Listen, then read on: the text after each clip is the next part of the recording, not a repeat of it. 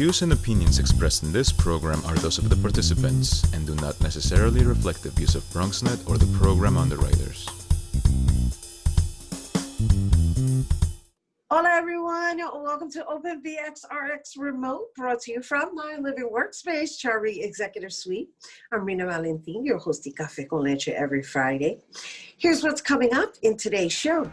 Leading things off, Ballet Hispanico shares their latest partnership with the Situation Project to provide students in Washington Heights and the Bronx with access to art and dance.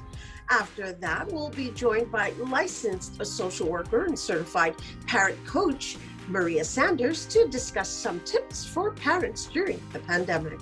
Then we'll find out how Dreamyard has been responding to the pandemic through community work programs, as well as advocating for digital equity in the Bronx.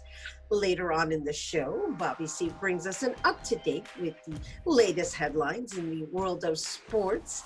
And lastly, this week's Open Artist Spotlight shines on Ghanaian American Muslim poet who performs one of her poems, Black Joy, at the end of the show. So sit back y prepárate. All this and more is headed your way, because now we are officially open.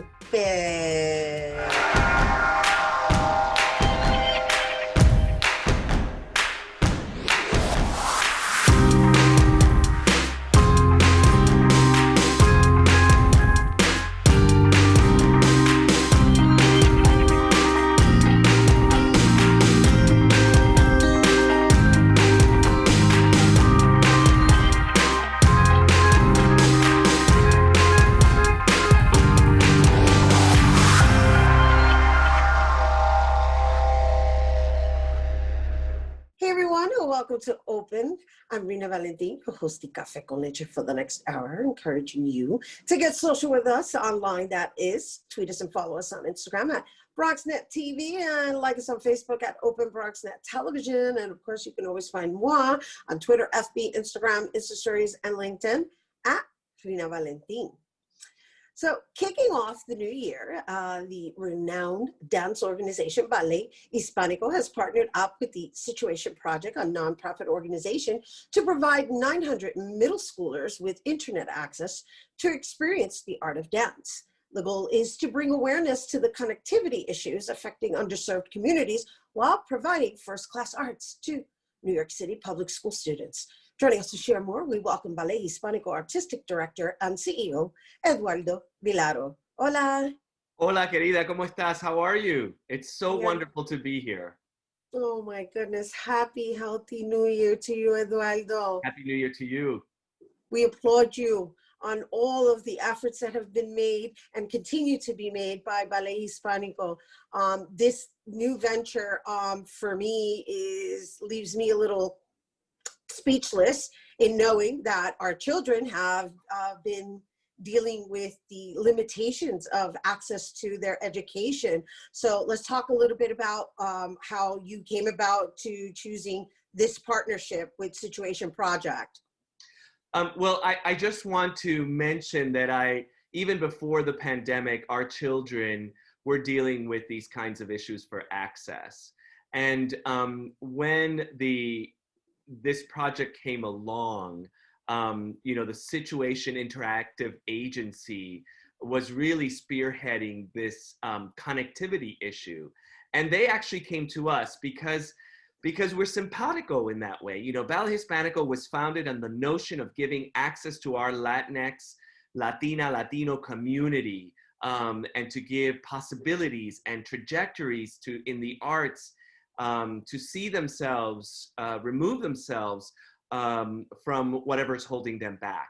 And so it's a great partnership because it allows us to work via the vehicle of dance and the arts to promote our culture, promote the arts, and promote an understanding of perspective, right? So I'm really excited because this is the kind of work that now I think all arts organizations are being called to understand the collaborators that you can work with in order to make a difference.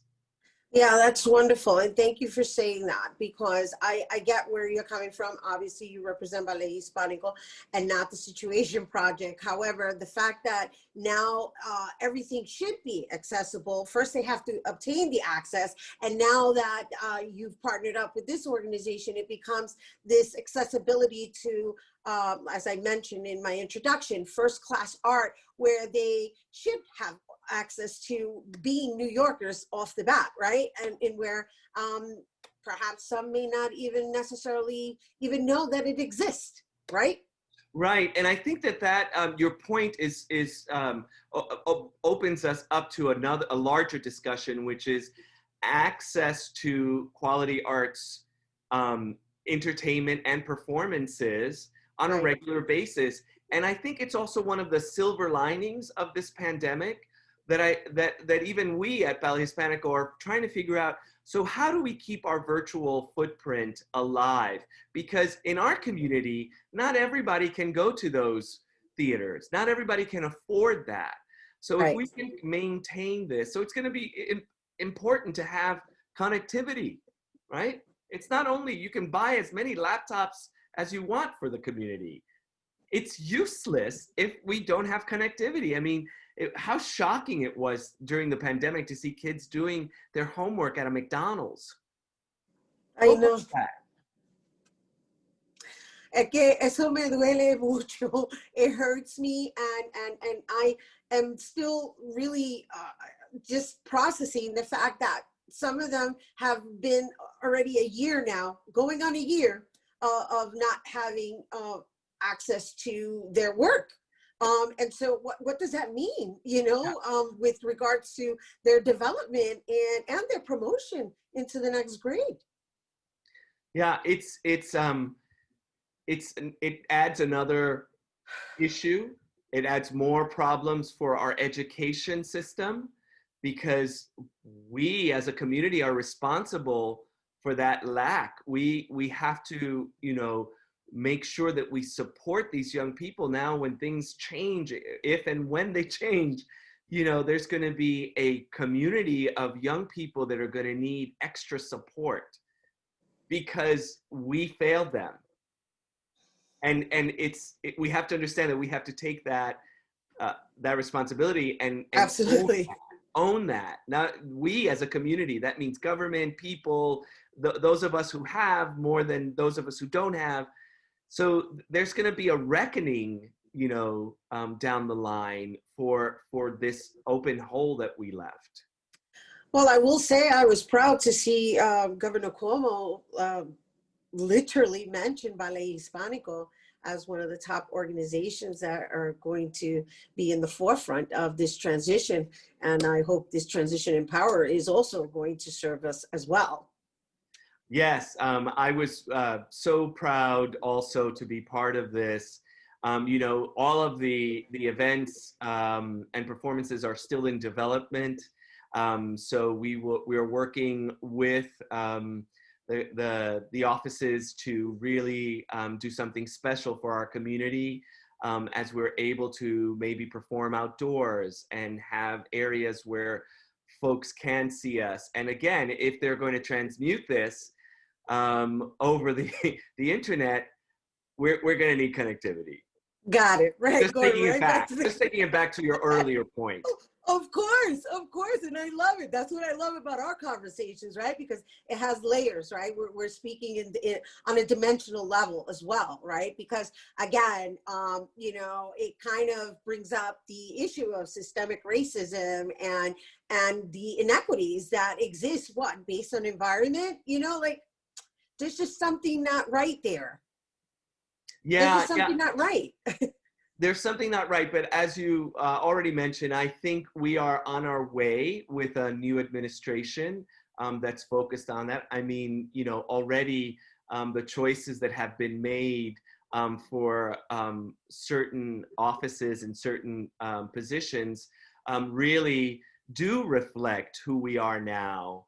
I was really taken, and I'm not going to go into it, but it really was shocking and powerful to hear Mike Pompeo say that multiculturalism is the demise of American history and society. I mean, to hear those words today, after our parents came, you know, this is the land of opportunity. This was a country developed on multiculturalism, I'm sorry, but the rape of multiculturalism, the Yeah. taking over of what would have been immediately diversity is very painful. And we really need to work on, I know unity is a big word right now. I Yes. think what we need to do is be open to having vigorous discussions about not changing people's mind, but making them understand how painful it is to hear rhetoric like that. Yeah, I hear you. And it's so wonderful that we're going to be having different conversations with this new administration. It really is. I'm sorry, I went in a little bit. It's okay. It's okay. But before we go, we got to share with everyone what we're going to expect on Friday, rather today. As far as Ballet Hispanico? Yes, the Ballet Hispanico. Yeah, we went back to Ballet Hispanico. Right. Well, expect that what we're doing is providing our performances for young people, which is an interactive performance that shows works of the Ballet Hispanico company, and also has a moderated approach as well as a dance lesson. So in these performances, what you will see is just a journey into our culture with references, with orgullo, with cariño and amor, and also just a placement of the quality and what we have provided for this American landscape as Latinos. I love it. And one of the things I love the most about Ballet Hispanico is the fusion that is basically conversed in movement. So I love that it's being passed on to the next generation who are now being provided with the accessibility. Oh, it's so meaningful. It really is. Yeah. Yeah. Yeah. And thank you for always bringing it here, Eduardo. Oh my goodness. The work you do is amazing. And it's always a pleasure to have a conversation with you. Thank you for everything you do. Igualmente. Gracias. Eduardo Vilaro. Woo. Ballet Hispanico. Once again, students will have access to free virtual performance beginning today. And for more on Ballet Hispanico, you can visit ballethispanico.org. And for more on the Adopt a Hotspot campaign, which is with the Situation Project, you can go to secure.givelively.org/donate/situation project. As he mentioned, we are all in this together, and united we stand. We have to take a quick break, but when we return, we'll get some tips on how to better cope and deal with family at home as we continue to endure this pandemic. Don't go anywhere. New Yorkers have mastered existing in crowded places and walking fast. Now is the time to master social distancing. Social distancing means creating more personal space between yourself and others, at least 6 feet. Creating more physical distance protects yourself and other New Yorkers from the spread of coronavirus. To do your part, stay home. Stay connected through calls, texts, and video chats. If you have to go out for essentials like food and medicine, avoid crowds and put space between yourself and other people standing in line. If you go outside, just remember to keep 6 feet of space between yourself and others. This is not just about you. It's also about protecting the most vulnerable and preserving the health of essential workers who are on the front lines. If you're feeling overwhelmed, connect with counselors at NYC Well. Text COVID to 692-692 for real-time updates or visit nyc.gov/coronavirus. Hi, everyone, and welcome back. Parenting on a normal day can be challenging, and during a pandemic has been a lot more difficult. Juggling work, dealing with remote learning, and occupying the same space for many families can be extremely overwhelming. And our next guest specializes in working with children and families for over 20 years. She uses her expertise in child development, conscious parenting, and social emotional development to support parents with creating a sense of calm, confidence, and connection within themselves and their families. Joining us to share more on how to deal with family amid our continued shelter in place, please welcome licensed social worker and certified parent coach, Maria Sanders. Hello and welcome. Hi, thank you so much for inviting me today. Oh gosh, I'm like, salvation has arrived. I hope so. Oh my gosh, thank you so much for being with us. And while I like to joke a lot, I'm sure what you are going to share with us, a lot of people are going to benefit from it. It has been quite challenging. I mean, we're going into a year now of being sheltered in place, almost a year.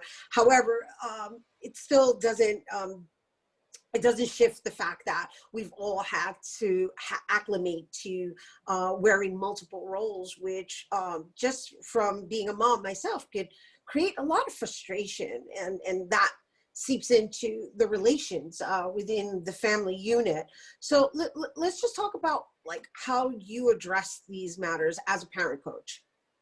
Absolutely. So you're right. We are managing different roles, and with every role we have, there's different expectations and different demands. And so now with many of our kids home, we're being pulled in so many different directions. And it's so important to recognize all those stressors and frustrations and demands that are being placed on us, because like you said, it does kind of interfere and intermingle with our relationship with our children. So we have something in our brains called mirror neurons, and what's going on with us internally is mirrored onto our children. And so we want to be mindful and bring some consciousness and awareness to what's going on for us on the inside that we think may not be apparent on the outside, but it is. So, all right. Basically what I'm getting here is like, okay, we're all going to work on our patience as a parent, right? But also there's the approach in which we're choosing to guide, because there's that awareness that you're referencing with regards to, well, we are going through something ourselves as a parent, but we want to shield our children from it. However, we want to educate them in the process. So it becomes this balancing act of like, oh my gosh, like, how do we do this? How do we provide information that is going to benefit their development, be it as a parent, be it as just a human being, right? But yet still be the disciplinary and the nurturer. You're right. There is a lot of pieces to that. And you just mentioned the word disciplinary. And I always like to remind parents that the word discipline means to teach. And so when we can remind ourselves that we are here to teach, we tend to shift away from traditional punishments. And when we are focused and when our lens is on an opportunity to teach, we can see challenging behaviors and challenging situations as opportunities to teach our kids right from wrong, what is expected. And more importantly, the work that I do with parents is to help parents help their children build skills in the areas of frustration tolerance, flexibility, and problem solving, so that the more our children are able to build those skills, the more ready they're able to handle expectations and demands and rules and boundaries. So before getting on air, you had mentioned the two, topics that you really focus on are conscious parenting and collaborative problem solving. And so based on our current situation, how would you recommend someone apply this on a daily basis just to begin exercising that consciousness? Absolutely. So I highly suggest to parents to practice this. It's the easiest and the most difficult at the same time. Taking a deep breath before we intervene. So one of the things that's really hard to do is slowing down. We are so quick, oftentimes we see something happening either with our child or between two of our children, and we have a knee-jerk reaction. And oftentimes we're not thinking about what we're saying, we just say it. And so when we're able to slow down and take a deep breath, we're able to think more about what our choices are and being reminded that, yeah, I have a choice in how I respond. It doesn't have to come from a place of yelling or screaming or judgment or blame. I can slow things down, think about to teach disciplining, and use that approach to then intervene. And so that's one of the things that I work with parents on, helping to build that practice for them, helping to build the practice of slowing down and making a mindful decision about how they're going to respond. On the other hand, with the collaborative problem solving, what we're doing is partnering with our kids, working collaboratively. It's no longer about a top-down approach where I say, you know what, I'm the mom, so what I say goes. It really is, I see you're having a difficult time with turning off the television. Let's talk about that. And let's figure out, what do you see as really difficult about that? And let me tell you what my perspective is. And then let's come together collaboratively to find a mutually satisfactory solution. Let's work together to figure out what's going to work for both of us. And when we use that approach, our kids feel respected and they feel seen and heard. And all of us want to feel seen and heard. You're right, and that's the humanitarian aspect of it, right? The building a human being or developing a human being and empowering them as individuals. And while you were speaking, I was even calm, right? I'm like, oh yes, it is. It's definitely, but it does require practice, and it does require a certain level of mindfulness. It really does, because we, as parents, we tend to react. And I'm including myself in the conversation because, it happens. And these particular times, we're in tight quarters, we're in each other's faces, and something happens when you're around someone so constantly that little things trigger, they just get blown out of proportion. So with regards to that, in just exercising, I guess, more flexibility with temperament and even being conscious of it yourself, what do you recommend in that aspect? Like, you mentioned something earlier with regards to explosive tempers and boundaries, which is pretty much what I'm discussing right now. There's just something it's all convoluted right now.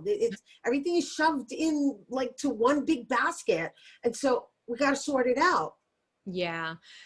What do we do about that? We're all, like you said, we're all living together. We're all getting tired of each other. We all need breaks. I think the words self-care are thrown around, kind of nonchalantly, but they really do play a big role in all of this. Now we can't go to the spa, and maybe in regular times we can't afford to go to a spa. We can't get away for a weekend for whatever reason.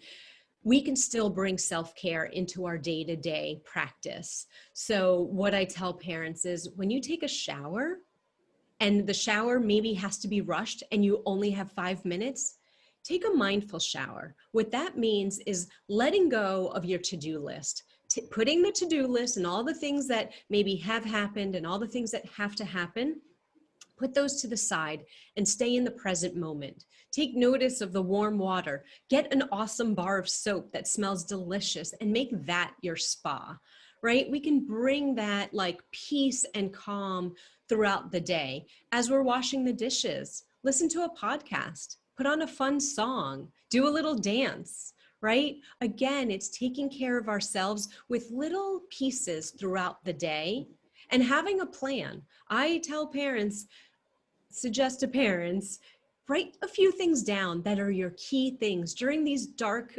difficult days of COVID. One of the things I love to do is listening to comedy, because comedy brings about laughter, and that brings about like all these great hormones that are released, and it felt so good. When I was having a down day, I just turned on my favorite comedian and listened to him for a bit, and that changed the dynamic.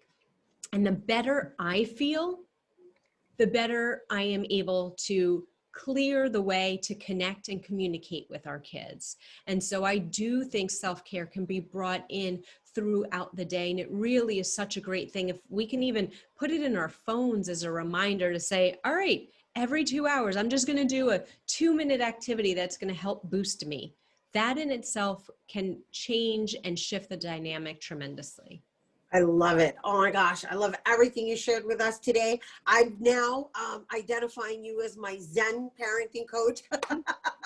That's what you just presented. Awesome. And thank you again for bringing it here to our guests. And you guys, if you're interested in booking a coaching session with Maria Sanders, you can visit mariasandersparentcoach.com. We do have to take a quick break, but when we return, we'll learn how one organization has been helping students and community amid COVID-19. Don't go anywhere.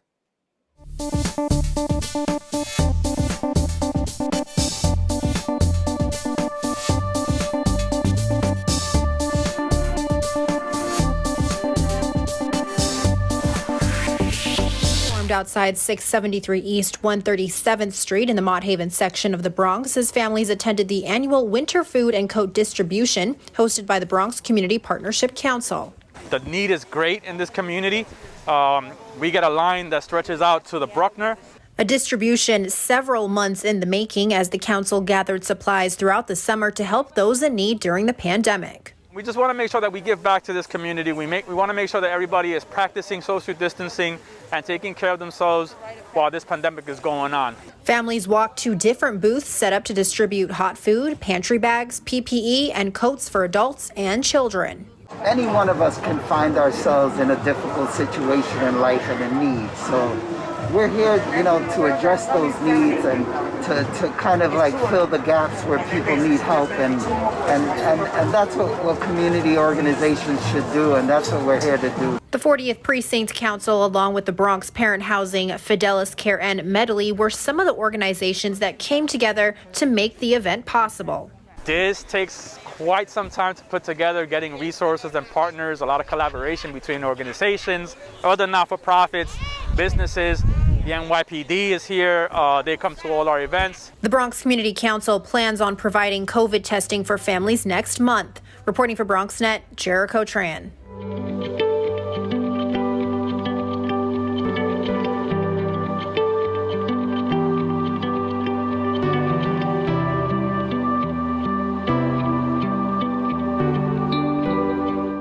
Hey everyone, welcome back. It seems connectivity is today's theme, and in response to the pandemic, Dreamyard continues to support students, families, teachers, and schools by working closely with the Bronx community.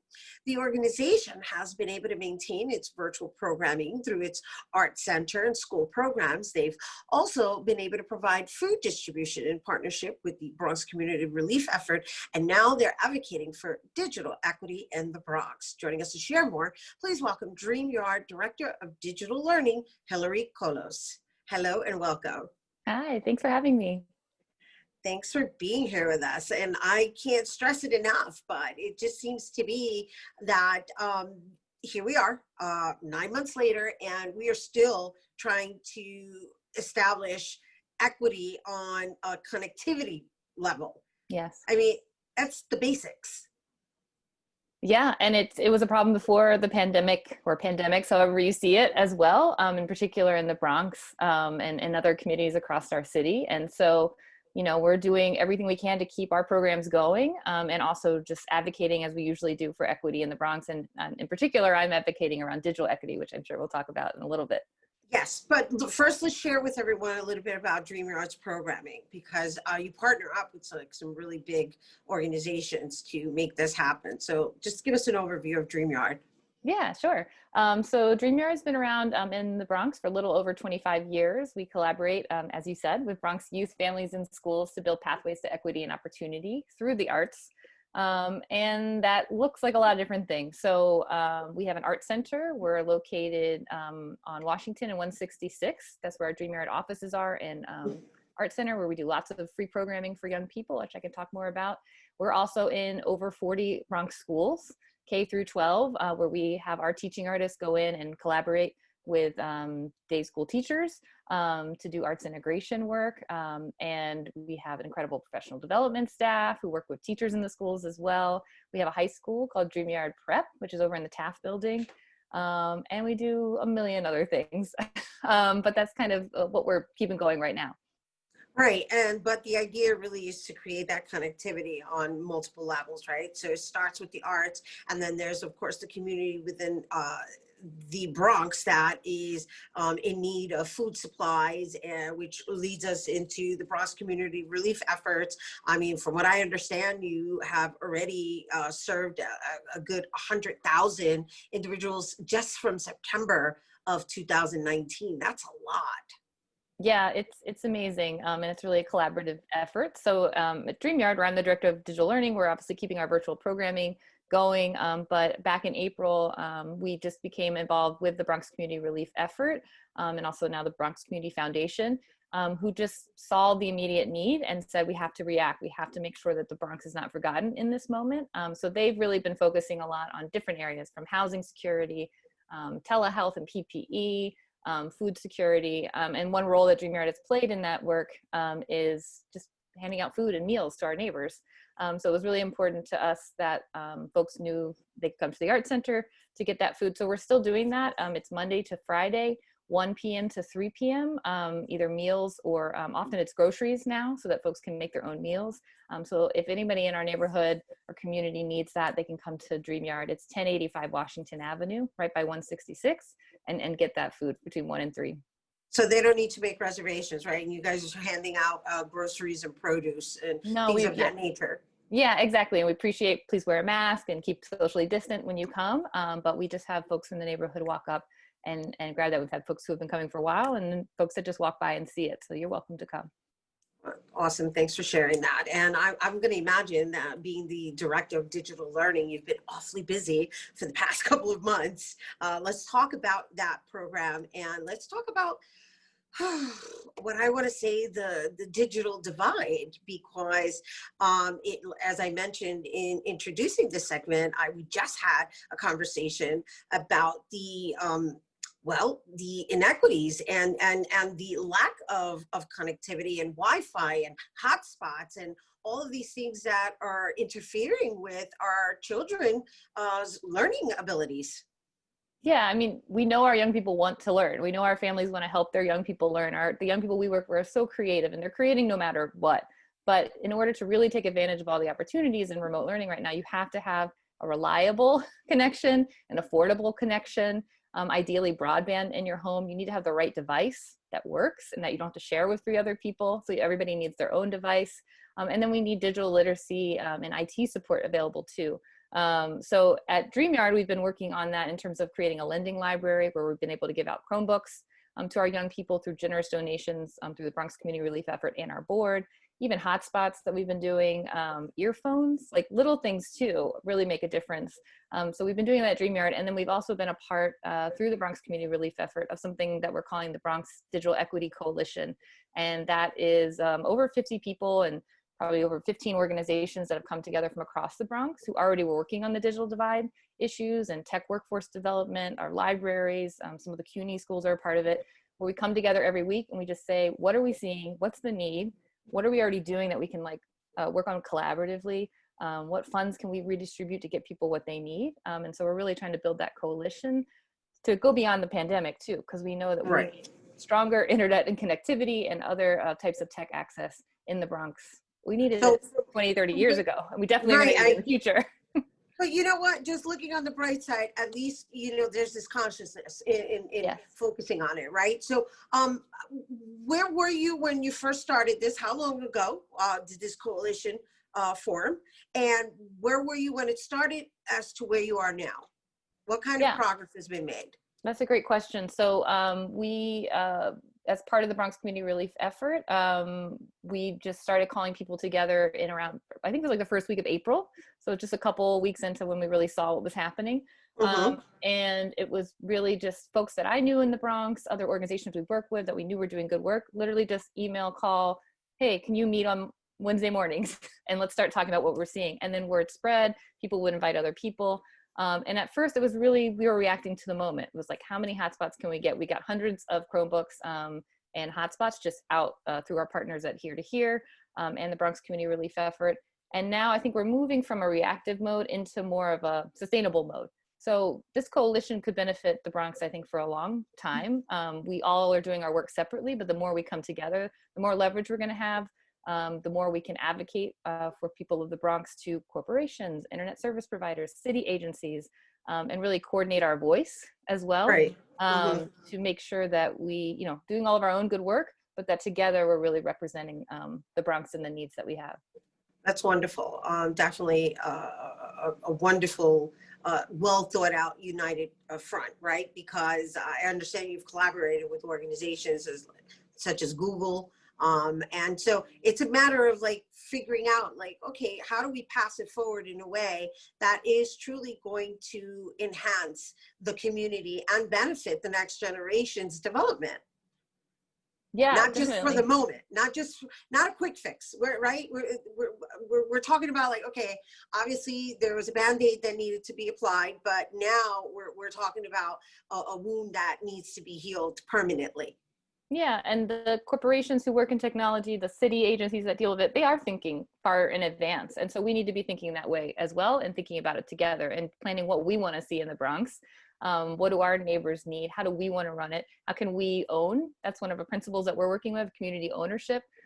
We have an amazing partner in the Point over in Hunts Point, where they're building their own community mesh networks, which are incredible. So they have their own internet. They're training their local neighbors how to run it, how to fix it, how to get people online. And we want to build out on projects like that, that were already happening for years in the Bronx. But now we're hoping we can get more spotlight, more funding, more support for that, and get more of our neighbors involved as well, because we too can, own these things that feel very hard or techie or nerdy. They're not for us, but they are. And we as communities can work together to build what we need. And we can also partner with city and corporations to just do better for the Bronx, as we should have had for a long time now. So if somebody's watching and they're not necessarily involved in one of the schools that Dreamyard partners up with, how can they get involved with Dreamyard, whether they're an adult and or a child? Yeah, so it's very likely we might be in your schools because we're in so many.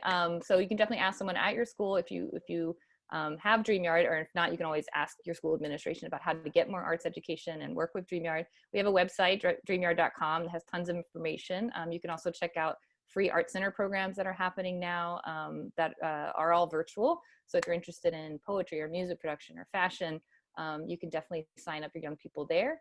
And then for the Bronx Community Relief Effort, we have a couple of sites, thebronx.org, and then helpforthebronx.org. So thebronx.org will tell you a little bit generally about it. And then helpforthebronx.org is kind of our resource site where we're constantly updating, trying to get out information about vaccine, food programs, anything that we can find, you can find there as well.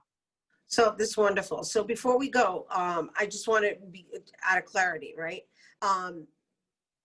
With the programming that you offer, and because it sounds like you also develop sustainability, right? So is it also open to organizations outside of the ones that are currently part of the coalition and or separate from the school? Yeah, definitely. We need everybody and all they've got. So we are very open. We found that folks in schools really help us know. So if you're working at a school and want to become involved, even if you're a teacher, you can reach out to us at Dreamyard. And if you are a CUNY, if you work at a library, if you work at a hospital, the digital divide is touching everyone. And so we would love to have anyone involved join our meetings and join our coalition. All right, well, we definitely appreciate you and your efforts with assisting our borough, our children, the next generation, and of course, for bringing it here to our viewers. Thank you. Hillary Colos, she is the Director of Digital Learning at Dreamyard. And once again, for more resources from dreamyard.com, you can visit, you can make sure you visit them on their website at dreamyard.com. All right, don't go anywhere. Bobby C's Weekly Sports Roundup is coming up next.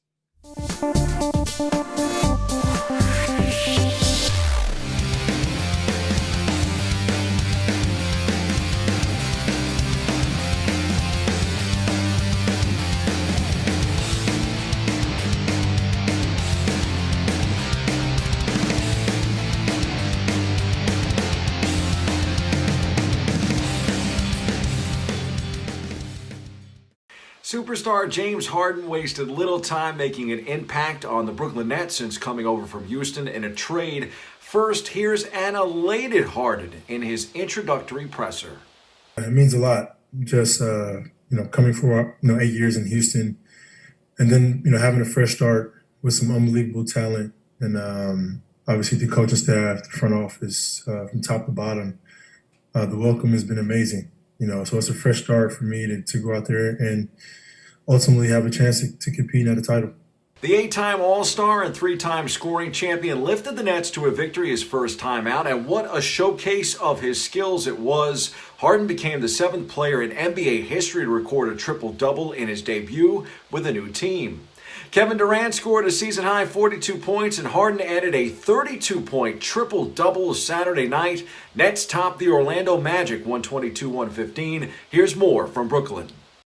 Man, it was incredible. You could see him trying to figure out the best way to play early on. I felt like we all were overpassing, trying to make everybody comfortable, and then he just got into his mode of, being aggressive to score, and that opened up the whole game for all of us. So, glad he got his feet up under him. He's got to keep plugging away, keep getting better each day.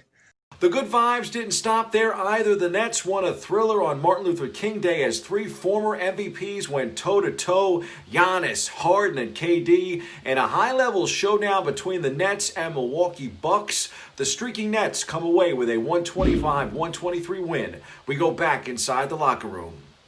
It's a huge win for us. This is our second game together. We haven't had one practice, so we just watch film and we go off our instincts. We just trying to learn on the fly, as I said before. It was going to be a challenge for us tonight, but I think we held our own and we came out aggressive. And then once we can clean up some things and get better as the season goes along, we'll be much, much better. The Nets have back-to-back with the Cavs squaring off in Cleveland for the second half of that matchup tonight. Then a quick turnaround for Brooklyn. The Nets host the Miami Heat Saturday night at the Barclays Center. As for the Knicks, they continue the West Coast swing following last night's game in Golden State with some Friday night action in Sacramento. On the ice, the NHL season returns. The New York Rangers have stumbled out of the gate just a bit, falling to rival New Jersey 4-3 Tuesday night. The Rangers will play a back-to-back with Pittsburgh this weekend. They skate against the Penguins tonight and Sunday night. The Devils and Islanders are renewing their rivalry. The two are playing a back-to-back as well, culminating Sunday night in Newark, New Jersey. We shift gears to the NFL Gridiron. Championship Sunday begins with the NFC Championship game when the Tampa Bay Buccaneers travel to the frozen tundra to take on the Green Bay Packers at Lambeau Field, 3:05 p.m. kickoff on Fox. The Buccaneers and the ageless Tom Brady, now 43, who eliminated New Orleans and may have ended Drew Brees' career, are appearing in their first championship game since the 2002 season when they went on to win the Super Bowl. The Packers are making their second consecutive appearance in the title game. The game features the quarterback with the most postseason wins in NFL history, 32 for Mr. Brady, against the franchise with the most world championships, 13 for Green Bay. Closer to home, we'll have our eyes on the AFC, 6:40 p.m. on CBS. The top 2 seeds in the conference, the Buffalo Bills and defending champion Kansas City Chiefs, face off at Arrowhead Stadium. The Bills are playing in the AFC Championship for the first time since the 1993 season when they defeated, guess who? The Chiefs, to advance to the Super Bowl. Kansas City, meanwhile, is only the second team in NFL history to host 3 consecutive championship games, joining the 2002 through 04 Philadelphia Eagles, who were also led by head coach Andy Reid. Small world, folks. More on this big matchup in the C-list. And how about some NFL history this week? The league named the officials who will work the Super Bowl on February 7th. Included in the list is down judge Sarah Thomas. Thomas is set to become the first woman to officiate a Super Bowl. Thomas is currently in her 6th season as an NFL official. During her career, she has accumulated a long list of firsts, including in 2007, she became the first woman to officiate a major college football game.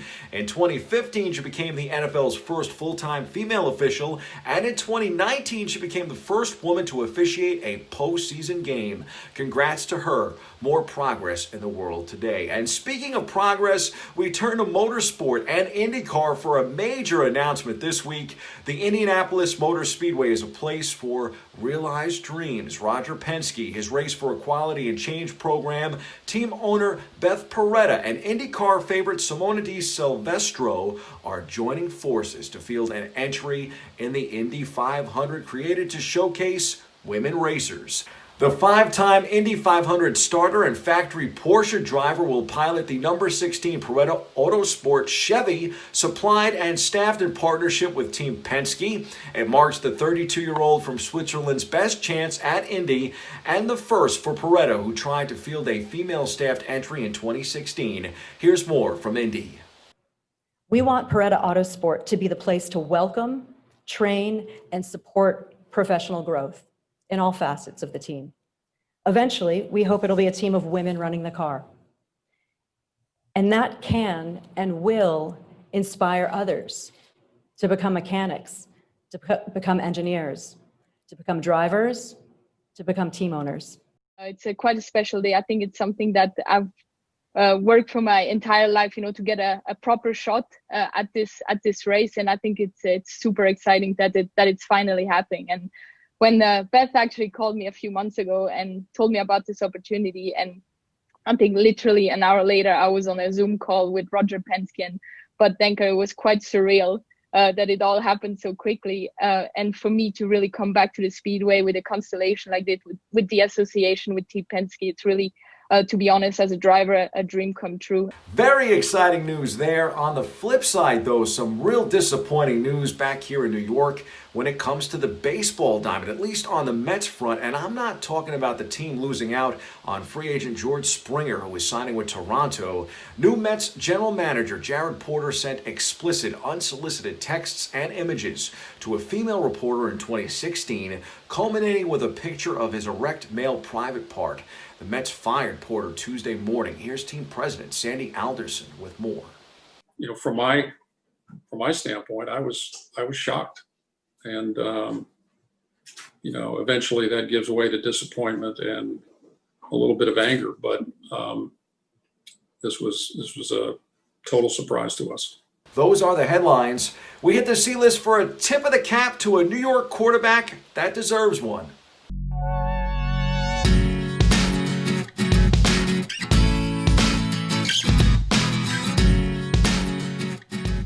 I realize all of the talk coming into Sunday's matchup between Buffalo and KC centers on Patrick Mahomes. Mahomes is in concussion protocol and working his way back to playing this weekend. That's a big story. The 25-year-old's place among the elite quarterbacks in the league has been a big story the past 2 seasons too. League MVP in 2018, then goes on to win the Super Bowl last year, taking home the MVP award in the biggest game of the year. But this year, I think the big story shouldn't be Mahomes, even if he and KC end up favorites to win the AFC title game. Right now, looks like Buffalo's time. Buffalo's time to shine. And it looks like Josh Allen time, folks. The Buffalo quarterback completed 23 of 37 passes for 206 yards and a touchdown with no interceptions for an 86.1 rating in Buffalo's 17-3 divisional playoff win over Baltimore. Now, the wrinkle here is, how many times does a team trade away the player who is arguably the face of its league and get away with it? Or at least the draft pick that became the face of its league. In the Bills' case, they might have pulled off the unthinkable, or that's what they're going to try to do this weekend. In Sunday's championship game, the Bills will face Mahomes, the player the Chiefs drafted in 2017 with the number 10 pick overall that they received from the Bills. So ironic and so crazy in my opinion. Now, make no mistake, Mahomes is currently on a short list for the title of the best signal caller in the league. In the divisional victory over the Cleveland Browns, Mahomes completed 21 of 30 attempts for 255 yards with 1 touchdown and no interceptions for a 106.9 rating and rushed for a touchdown. Mahomes has recorded at least 1 touchdown pass and 1 rushing touchdown in 3 consecutive postseason games, tying with Pro Football Hall of Famer Steve Young for the longest such streak in NFL history. I'm expecting a dogfight, but I think Allen, who is very much like Mahomes with his arm and feet, is the QB of the hour. I'm taking Allen and the Bills Mafia to reach the Super Bowl. Wouldn't be surprised if Tom Brady and the Tampa Bay Bucks pull off the upset in Green Bay either. That's your look at sports. I'm Bobby C. Enjoy the games. Stay tuned. More Open back after this.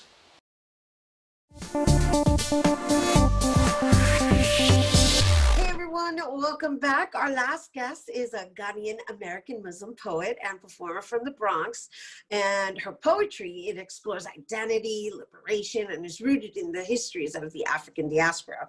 She's performed at the Apollo Theater, New York and Poets Cafe, that's just to name a few, but most recently she's a 2020 Brio Award winner. And joining us to tell us more about her group, Love, Light, and Poetry, please welcome Robbie Ahmed.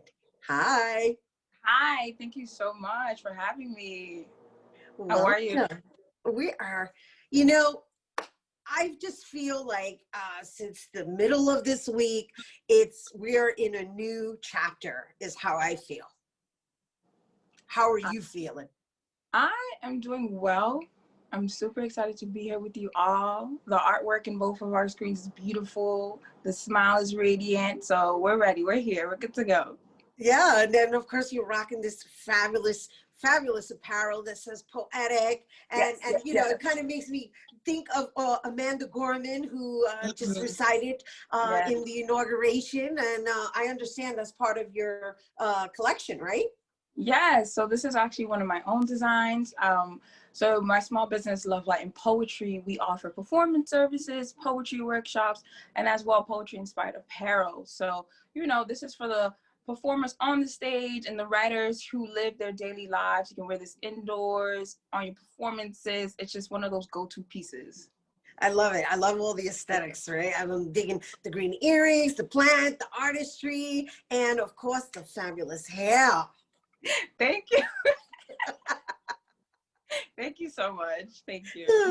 Yeah, no, and I'm not just saying it either. But you know, the truth is like I started like combing through you, and I started like just recognizing certain things. I know you mentioned before we got on air that you kind of like been doing some self-preservation and just kind of addressing your immediate space and being with self, and I think, you know, it's important that we all come to terms with like what this pandemic and the shelter in place has really served in light of you know, all of the loss and the tragedy that we've been enduring. There's a benefit to it. Yes. And somehow you're radiating it. You're radiating it. You really are. Thank you. Thank you so much. Honestly, I really appreciate that.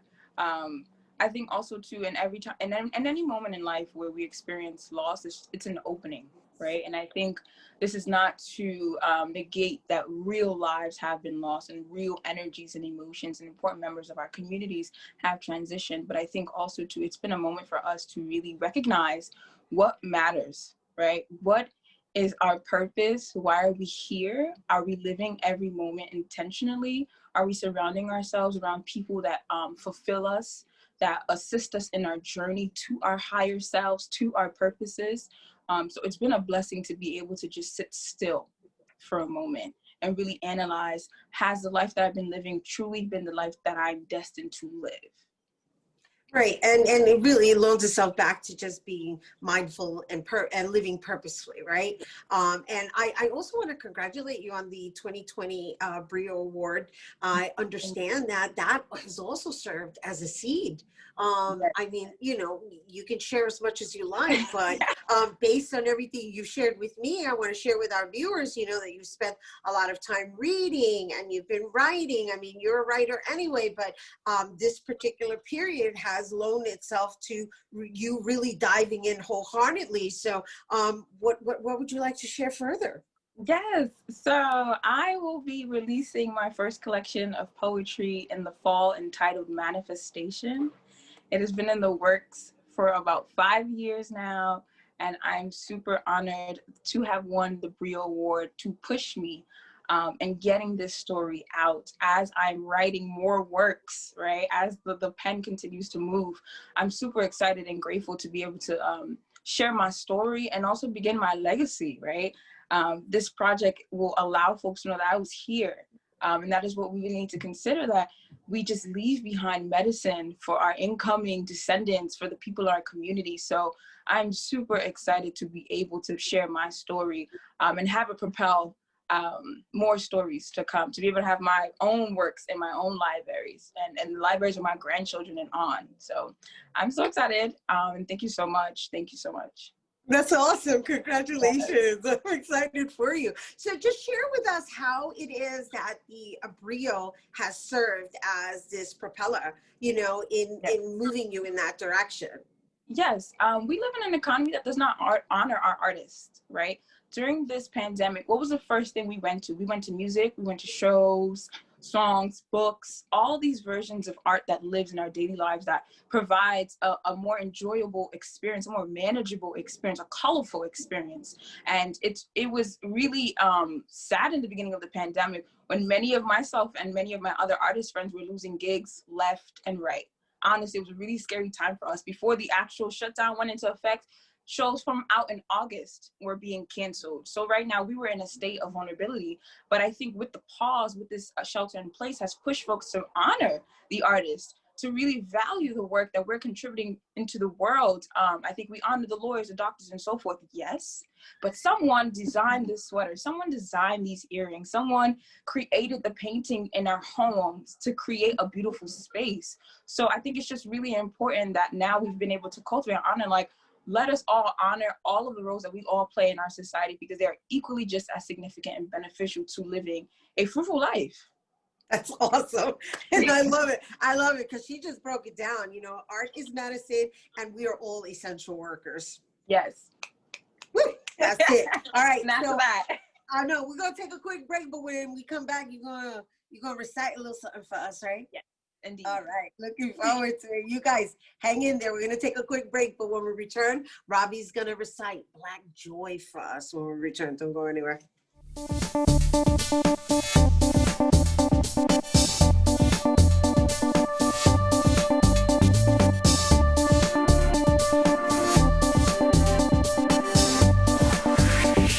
Hey, everyone. Welcome back. Here now to recite and perform Black Joy, please welcome Robbie Ahmed.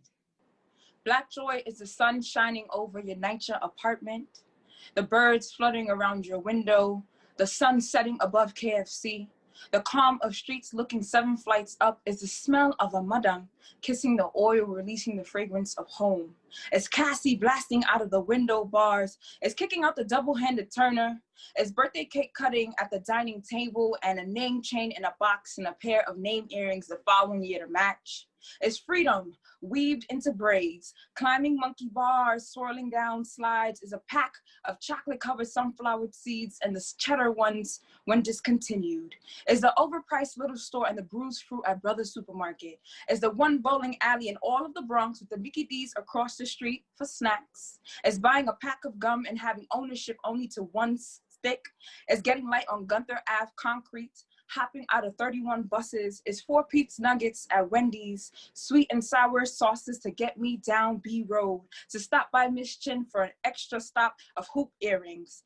Black joy is Richie Rich on Fish Ave. Is Tomas bread from the African market. Pot swat off the lips off the dudes on Seymour Ave. Is a blowout from Bernala.